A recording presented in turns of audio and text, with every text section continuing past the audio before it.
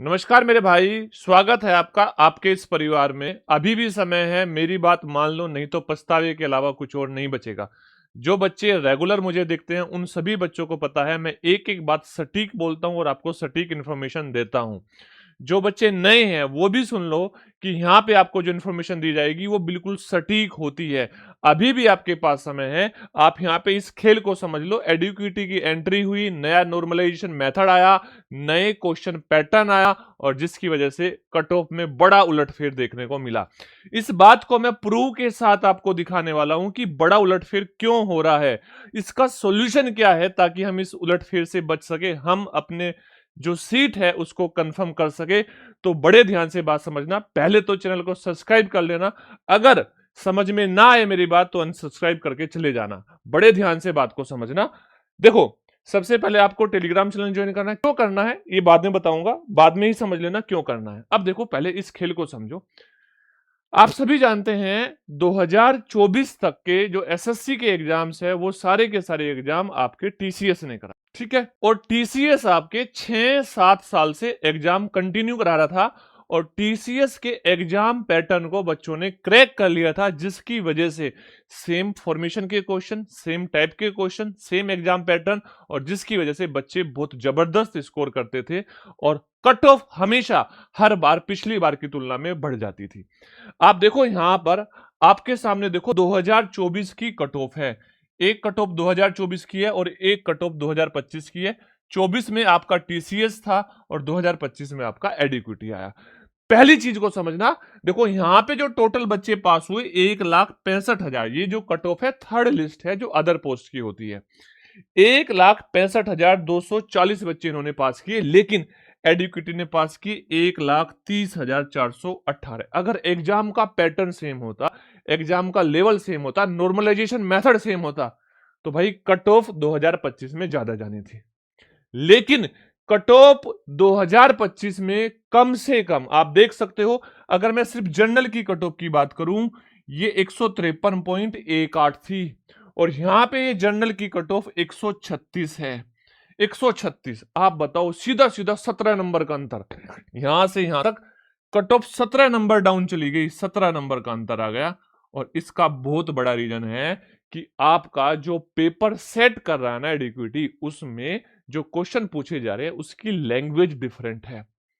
Question same है, mathematics वही है, रीजनिंग वही है, लेकिन क्वेश्चन पूछने का तरीका अलग है, जिसकी वजह से हम आते हुए भी उस क्वेश्चन में समय ले जाते हैं या फिर हम उसको गलत कर देते हैं। अब देखो, ये सिर्फ सीजीएल में नहीं हुआ, अभी सीएचएसएल का भी आपने रिजल्ट देखा। एसएससी सीएचएसएल, ये सीएचएसएल का है, ठीक है ना। ये किसका है? सीएचएसएल का।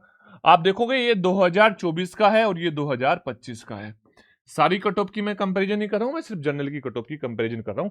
यहां 39,385 बच्चे पास हुए और यहां 37,520 बच्चे पास हुए, यानी कि जहां बच्चे कम पास हुए वहां पे कट ऑफ हाई होनी चाहिए थी। लेकिन आप देखो यहां भी, अगर मैं जनरल की कट ऑफ की बात करूं, 144.25 है और यहां पे 157.36 है और सीधा सीधा 13 नंबर का डाउनफॉल आपको देखने को मिल रहा है। 13 नंबर का डाउनफॉल। अब मेरी बात समझो, ऐसा हो क्यों रहा है?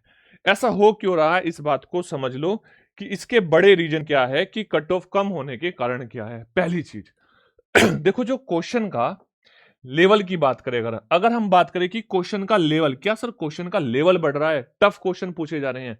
नहीं, टफ क्वेश्चन नहीं पूछे जा रहे। क्वेश्चन का लेवल जो है ना हमारा सेम है। क्वेश्चन का लेवल नहीं बदल रहा है, क्वेश्चन का लेवल वही है, लेकिन क्वेश्चन की लैंग्वेज चेंज हो जा रही है। तो अगर आप बोलोगे ये लैंग्वेज चेंज हो रही है, हाँ सर लैंग्वेज चेंज हो रही है, तो हमें इसके लिए क्या करना पड़ेगा? लेवल तो सेम है, हमारे पढ़ा है वो सही है, लेकिन क्वेश्चन की लैंग्वेज को, किस लैंग्वेज में क्वेश्चन पूछे जा रहे हैं, कि घुमा फिरा के जो लैंग्वेज दी जा रही है, क्या वो हम पकड़ पा रहे हैं, उसको डिकोड कर पा रहे हैं? तो हमें क्या करना है, हमें ये क्वेश्चन पढ़ने पड़ेंगे। पहले समझ लो क्या चीजें सिचुएशन है। यस, ये लैंग्वेज चेंज हो रही है, हाँ सर। क्या कभी कभी पेपर में डिफरेंट टाइप के क्वेश्चन भी पूछ ले रहा है? तो आप बोलोगे यहां भी जवाब आएगा यस सर, डिफरेंट टाइप के क्वेश्चन भी 2-3 टिका ही देता है वो। और जब 2-3 टाइप के डिफरेंट क्वेश्चन टिका देता है तो वहां पे भी बच्चे क्वेश्चन गलत करते हैं। तीसरी चीज जो सबसे बड़ी चीज है, नॉर्मलाइजेशन। पहले क्या होता था, जब टीसीएस के टाइम पे 2024 तक जो नॉर्मलाइजेशन मेथड था, उसमें ज्यादातर बच्चों के नंबर बढ़ते थे, घटते कभी नहीं देखे आपने कि नंबर घट गए। लेकिन यहां पे जो नॉर्मलाइजेशन मेथड है वो चेंज हुआ है। अब आपकी पर्टिकुलर शिफ्ट का एवरेज से नॉर्मलाइजेशन मेथड होता है, जिसकी वजह से जो शिफ्ट ज्यादा आसान है उसके नंबर में डाउनफॉल भी देखा गया, और जिस जो शिफ्ट ज्यादा टफ है उसके नंबर आपने बढ़ते हुए भी देखे हैं। तो यहां पर सबसे बड़ा कारण यह भी एक बनता है कि नॉर्मलाइजेशन मेथड के चेंज होने से भी कट ऑफ में आपके डाउनफॉल देखा जा रहा है। ठीक है, अब आपके पास सॉल्यूशन क्या है सर, अब हम क्या करें कि जिससे हम इन चीजों से बच पाए। देखो, इस नॉर्मलाइजेशन में आपका कोई रोल नहीं है, डिपेंड करेगा आपकी शिफ्ट के ऊपर। तो इसको तो आप भूल जाओ भाई, इसमें आप कुछ कर सकते हो, लेकिन आप यहां इन दो चीजों में आप कर सकते हो। एक तो क्वेश्चन की नई लैंग्वेज को समझ सकते हो, और दूसरा डिफरेंट पैटर्न के जो क्वेश्चन पूछे जा रहे हैं उन क्वेश्चन को भी सोल्व कर सकते हो। इसके लिए हमें क्या करना पड़ेगा, इस बात को भी समझ लो।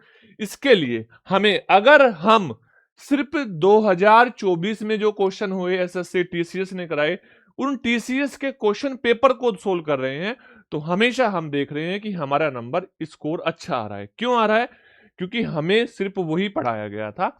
जब अपना कोर्स कंप्लीट कर रहे थे, तो सारे के सारे क्वेश्चन टीसीएस के ही थे, और ये सबके साथ हुआ, अकेले आपके साथ नहीं हो रहा, ये सबके साथ हो रहा है। लेकिन जब हम मॉक देते हैं प्रीवियस ईयर का तो अच्छा स्कोर होता है, लेकिन हमें जब मॉक देते हैं, नॉर्मल मॉक देते हैं या नया मॉक देते हैं जिसमें नए क्वेश्चन ऐड हो रखे हैं, उसमें हमारा स्कोर डाउन हो जाता है। तो आपको उसके लिए क्या करना है, देखो ध्यान से।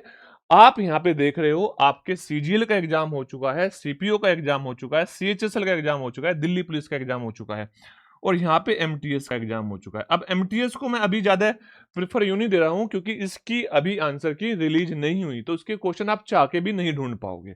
लेकिन सीजीएल की जीएस आप कर सकते हो। जीएस के लिए आपको सीजीएल, आपको सीपीओ, सीएचएसएल और दिल्ली पुलिस, इन सब एग्जाम पे फोकस करना चाहिए। जीएस के लिए सारों के प्रीवियस ईयर के क्वेश्चन आप सोल्व कर दो। अच्छा, मैंने बोला था ना कि टेलीग्राम क्यों ज्वाइन करना है, क्योंकि उस टेलीग्राम पे ये सारे के सारे क्वेश्चन आपको मिल जाएंगे। दूसरी चीज, आप यहां पे रीजनिंग के लिए आप एसएससी सीजीएल सीपीओ को छोड़ दो, आप सीएचएसएल और दिल्ली पुलिस की रीजनिंग को जरूर क्लियर कर लो। आप मैथमेटिक्स के लिए आप सीजीएल की, ओ सॉरी, सीएचएसएल की और आप दिल्ली पुलिस की मैथमेटिक्स जरूर क्लियर कर लो। जो बच्चे हिंदी में पेपर दो रहे होंगे, अब हिंदी का तो कोई पेपर नहीं कराया, बस उनके पास यही अपॉर्चुनिटी है कि मैक्सिमम प्रैक्टिस करो, और प्रैक्टिस भी किसकी करो, आप एसएससी जीडी के पीवाईक्यू की प्रैक्टिस करो। आप यहाँ पे यूपी पुलिस कांस्टेबल का एग्जाम हुआ था, उसके प्रैक्टिस क्वेश्चन की पीवाईक्यू की प्रैक्टिस कर लो। और जो इंग्लिश के लिए बच्चे हैं जिनका इंग्लिश सब्जेक्ट है, सीएचएसएल का पेपर तो आउट हो, मतलब आ ही चुका है, आपको आंसर की रिलीज हो चुकी है क्योंकि रिजल्ट भी आ चुका है। एमटीएस का भी 2-4 दिन में आ जाएगा, तो वो अभी सीएचएसएल कर लो उसके बाद में एमटीएस आ जाएगा, तो वो एमटीएस को भी कर लेना। अब मैं आपको एक चीज और देना चाहता हूं भाई, आप कर लोगे क्वेश्चन, लेकिन क्वेश्चन करने के बाद मॉक कहां से दोगे भाई? आपको अगर मैं बात करूं कि आप न्यू पैटर्न पर मॉक देना चाहते हो, आप न्यू पैटर्न को समझना चाहते हो, तो यहां पर आप मॉक कहां दोगे? तो मैं आपको बोल रहा हूं, अभी मैं आपके लिए 10 मॉक टेस्ट बिल्कुल फ्री लाया हूं, इसका कोई चार्ज नहीं है। अब यहां पे ये मत समझना कि फ्री मतलब कि हमें यहां पर बिल्कुल जीरो ऑफ कॉस्ट पे मिल जाएगा। ये एक इनकी पॉलिसी होती है जिसमें आपको 1 रुपए फी सबमिट करनी ही पड़ती है। अब इसमें मैं कुछ नहीं कर सकता, ये 1 रुपए फी आपको सबमिट करनी पड़ेगी। अब आपको ये जो 10 मॉक टेस्ट है, अभी के लिए 10 दे रहा हूं। क्यों? क्योंकि अभी 10 मैंने रेडी कर दिए, 10 दे रहा हूं। हो सकता है ये 20 भी दूं, और हो सकता है ये 30 भी दे पाऊं, क्योंकि समय के ऊपर डिपेंड करेगा एसएससी जीडी का पेपर कब हो रहा है। ठीक है, अभी मैं आपको 10 दे रहा हूं। इसके लिए आपको ये स्मार्ट विंग्स, जो हमारी स्मार्ट विंग्स की एप्लीकेशन है, ध्यान रखना, आपको सर्च करना है स्मार्ट विंग्स एसएससी। क्या सर्च करना है? Smart wings SSC. जब सर्च करोगे तो आपको ये वाली एप्लीकेशन मिल जाएगी, ये वाली एप्लीकेशन। इस एप्लीकेशन को आप डाउनलोड कर लेना। ठीक है, जब आप इस एप्लीकेशन को डाउनलोड कर लेंगे, आपके टेस्ट, जो मॉक टेस्ट है, हो सकता है कि आपके 2 मार्च से आपको मॉक टेस्ट मिलने स्टार्ट हो जाएंगे। ठीक है, नहीं तो मैक्स टू मैक्स मैक्स आपको ये 3 मार्च से मिल जाएंगे। अच्छा, आपको बता दूं 99% है, 99% है, आपको ये 2 मार्क्स 2 मार्च से ही मिल जाएंगे। 1% चांस है कि ये आपका 3 मार्च हो पाए। कोशिश तो यही की जा रही है कि आपको आज यानी कि 1 मार्च को ही ये मिल जाएंगे। ठीक है, फिर भी मैंने 2 मार्च आपको बोला है, तो आप रेडी रहो इन मॉक टेस्ट को देने के लिए, इन प्रीवियस ईयर के क्वेश्चन को करने के लिए। इसके लिए आपको मैंने बता दिया, आप टेलीग्राम चैनल ज्वाइन कर लेना।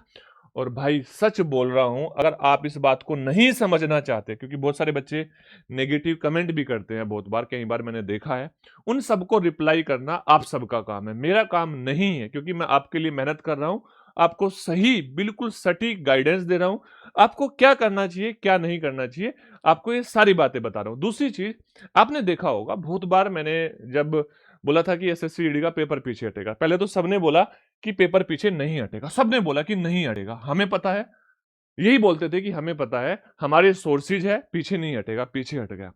फिर बहुत सारे लोगों ने बोला कि नहीं हमारे तो इंटरनल सोर्सेज है, 9 तारीख से स्टार्ट हो जाएगा। अब खुद सोचो यार, 10 दिन पहले आपके एडमिट कार्ड आपका एडमिट कार्ड रिलीज होने थे, आप सोचो 9 दिन तो बचे ही है 9 तारीख के। अब वो कहाँ है वो लोग जो बोलते थे कि 9 तारीख से पक्का स्टार्ट हो जाएगा। हमारे इंटरनल सोर्सेज है, कोई किसी के सोर्सेज नहीं है भाई। एक अंदाजा लगाया जाता है, जिसका सटीक लग जाए, जिसने अच्छे से चीजों को जाना है, वही सही अंदाजा लगा सकता है। अभी मैं आपको बोलना चाह रहा हूं भाई, कोई कंफर्मेशन न्यूज नहीं है कब होगा, लेकिन आप इसका फायदा उठाओ, अपनी पढ़ाई को मजबूत करो, प्रीवियस ईयर क्वेश्चन को करो, और प्रीवियस ईयर में 2025 के क्वेश्चन को करो, अपना रिवीजन करो और अपनी सफलता को निश्चित करो। आपको एक प्यारा सा कमेंट जरूर करना है, अपने दोस्तों के साथ वीडियो को शेयर करना है, अपने सभी साथियों के साथ शेयर करना है, अपने चैनल को सब्सक्राइब करना है, और मिलते हैं नेक्स्ट बेहतरीन एक वीडियो के साथ में। जय हिंद,